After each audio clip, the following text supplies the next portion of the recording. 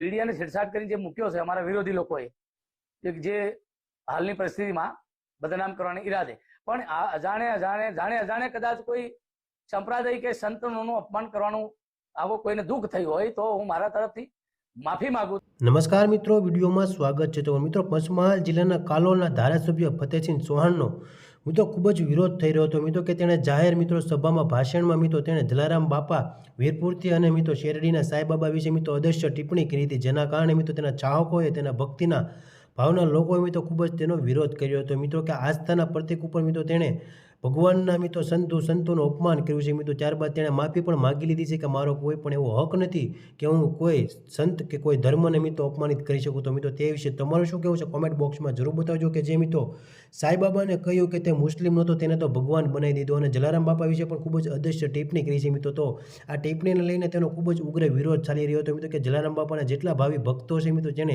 એક ઉગ્ર વિરોધ કર્યો હતો મિત્રો. અને આ ફતેહસિંહ ચૌહાણનું એવું કહેવું છે કે મારા વિરોધી દ્વારા બધું ષડયંત્ર કરવામાં આવ્યું છે ને મારો વિડીયો વાયરલ કરવામાં આવ્યો છે મિત્રો. તો તે વિશે તમારું શું કહેવું છે કોમેન્ટ બોક્સમાં જરૂર જણાવજો મિત્રો. હાલમાં તો ફતેહસિંહ ચૌહાણે ન્યૂઝમાં આવીને મિત્રો જાહેરમાં માફી માંગી લીધી છે, એટલે કોઈ શંકોને સ્થાન નથી.